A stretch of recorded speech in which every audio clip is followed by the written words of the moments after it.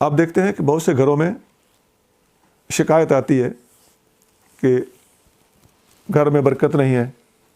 بچے آپس میں لڑتے ہیں، میاں بیوی کا جھگڑا ہوتا ہے، بعض لوگ شکایت کرتے ہیں کہ گھر میں خون کے چھینٹے پڑتے ہیں۔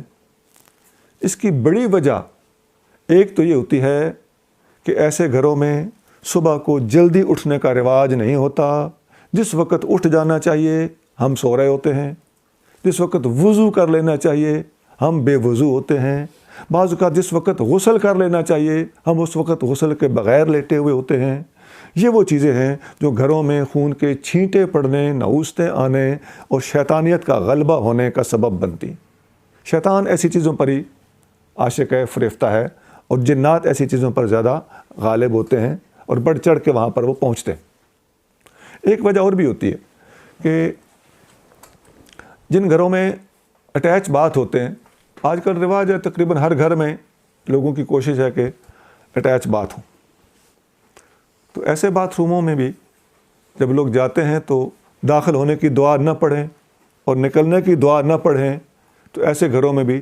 جنات اور اس قسم کی نحوستوں کے غلبے ہو جاتے ہیں، ان کے ڈیرے ہو جاتے ہیں، وہ وہاں پر رہائش پذیر ہو جاتے ہیں۔ اور ایگزاسٹ جو باتھ روم سے باہر اور پرلی طرف گلی کی طرف ہونا چاہیے یا کسی بھی آؤٹر سائڈ پہ ہونا چاہیے، اس کا بھی اہتمام کرنا ضروری ہے۔ ایگزاسٹ سے ان چیزوں کو، ایسی چیزوں کو باہر نکلنے کا چانس ملا رہتا ہے اور وہ ادھر کی ادھر ہی رہتی ہیں۔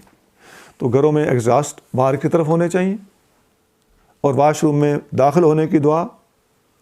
اللہم انی اعوذ بک من الخبث والخبائث، یہ تو باتھ روم کے بیرونی دیوار پہ لکھا ہوا ہوتا کہ بچے خواتین پڑھ کے اندر جائیں، اور باہر آئیں تو غفرانہ کا مختصر سا لفظ ہے، یہ پڑھ لیا جائے تو اس قسم کی پریشانیوں سے بچا جا سکتا ہے۔ سب کچھ، ہر مسئلے کا حل اسلام میں موجود ہے۔ ہم عمل پیرا نہ ہو کر کسی ماحول میں، کسی معاشرے میں، کسی دوستی، کسی یاری میں یا کسی سستی کا شکار ہو کے ہم ان چیزوں سے دور رہیں تو ہماری اپنی کوتاہی، غلطی ہے، ورنہ اسلام نے ہر موڑ پر رہنمائی فراہم کی ہوئی۔